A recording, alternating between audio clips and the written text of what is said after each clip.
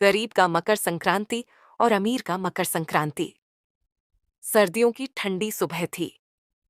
मकर संक्रांति का दिन नजदीक था। रामू, जो एक गरीब किसान था, अपने छोटे से घर में बैठा अपने बच्चों के साथ गुड़ और तिल के लड्डू बनाने की तैयारी कर रहा था। उसके पास ज्यादा पैसे नहीं थे, लेकिन जो भी थोड़ा बहुत वह अपनी खेती से कमा पाता, उसमें ही अपने परिवार को खुश रखने की कोशिश करता। रामू। शांति, इस बार हमारे पास ज्यादा नहीं है, लेकिन बच्चों के लिए गुड़ के लड्डू और पतंग तो जरूर बनाएंगे। शांति। हाँ रामू, हमारे पास जो भी है उसी में खुश रहेंगे। बच्चों के लिए यही सबसे बड़ी खुशी है। उनके बच्चे चंदू और गुड़िया उत्साह से पतंग बनाने में लगे थे। उनके लिए त्योहार का मतलब था आसमान में पतंग उड़ाना और अपनी बनाई चीजों से खुश रहना। शहर में शेखर का परिवार मकर संक्रांति की भव्य तैयारी कर रहा था। शेखर एक बड़े व्यापारी थे और उनके पास हर चीज की कोई कमी नहीं थी। उनके घर में मकर संक्रांति की पार्टी की तैयारियां जोरों पर थीं। अनीता, शेखर की पत्नी। शेखर, इस बार हमने दोस्तों और रिश्तेदारों को बुलाया है। खाने पीने का पूरा इंतजाम करवा लिया है। बच्चों के लिए नई पतंगे और मिठाइयां भी आ गई हैं। शेखर। बहुत अच्छा किया अनीता। हमें हर साल की तरह इस बार भी बड़ी धूमधाम से मकर संक्रांति मनानी है। उनका बेटा रोहन अपने दोस्तों के साथ मनहगी पतंगे उड़ाने की तैयारी कर रहा था। उनके घर का आंगन रंग बिरंगी सजावट और महंगे पकवानों से भर गया था।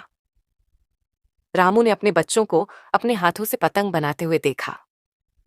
उनके पास न तो महंगी पतंगे थीं, न ही कोई बड़ी पार्टी का आयोजन, लेकिन उनके चेहरे की मुस्कान और उत्साह ने रामू को खुश कर दिया। चंदू। बाबा देखो, हमारी पतंग कितनी सुंदर लग रही है।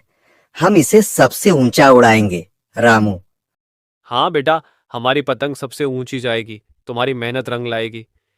शांति ने लड्डू बनाकर तैयार किए और बच्चों के साथ मिलकर घर में छोटा सा पूजा समारोह किया। शेखर के घर में पार्टी का माहौल था। मेहमान आए हुए थे और सभी के लिए विशेष भोजन का आयोजन किया गया था। पतंग उड़ाने की प्रतियोगिता चल रही थी। सब लोग मनहगी पतंगों और डोर से खेल का आनंद ले रहे थे। अनीता, शेखर, देखो कितना सुंदर लग रहा है सब कुछ। बच्चे और बड़े सब कितने खुश हैं।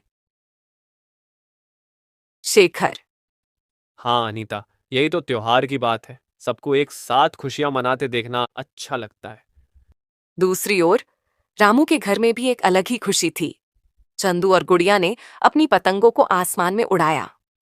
उनके लिए यही सबसे बड़ी जीत थी कि उनकी पतंगें भी उड़ रही थीं। गुड़िया। बाबा, देखो हमारी पतंग सबसे ऊपर जा रही है। रामू। हाँ बेटी, यही हमारी मेहनत का फल है। शांति ने लड्डू परोसे और सबने मिलकर त्योहार की सादगी भरी खुशी का आनंद लिया। शेखर और रामू के जीवन में बड़ा अंतर था। जहां एक ओर शेखर के घर में मकर संक्रांति धूमधाम से मनी, वहीं रामू के घर में सादगी और आत्मीयता से। शेखर ने सोचा कि उसने अपने परिवार के लिए सब कुछ किया है, लेकिन क्या वह दूसरों की खुशी के लिए भी कुछ कर रहा है? शेखर। अनीता, मुझे लगता है कि हमें अपने त्योहार की खुशियां दूसरों के साथ भी बांटनी चाहिए। अनीता। हाँ शेखर, अगर हम दूसरों की मदद करेंगे तो हमारी खुशी और भी बढ़ेगी। शेखर ने अपने घर में बची मिठाइयां और पतंगें इकट्ठा कीं और गांव के गरीब बच्चों में बांटने का फैसला किया। वह रामू के गांव पहुंचा और वहां के बच्चों को मिठाइयां और पतंगें दीं। बच्चों की खुशी देखकर शेखर के दिल को सुकून मिला। शेखर। रामू, तुम्हारे बच्चों की खुशी देखकर मुझे एहसास हुआ कि असली खुशी सादगी में है। रामू। साहब, खुशी का मतलब अपने पास जो है उसी में संतुष्ट रहना है। आप भी हमारी खुशियों का हिस्सा बन गए, इसके लिए धन्यवाद। रामू और शेखर दोनों ने मकर संक्रांति को अपने अपने तरीके से मनाया, लेकिन अंत में उन्हें समझ आया कि त्योहार की असली खुशी लोगों के साथ बांटने में है। शेखर। रामू, अगली बार हम मिलकर मकर संक्रांति मनाएंगे।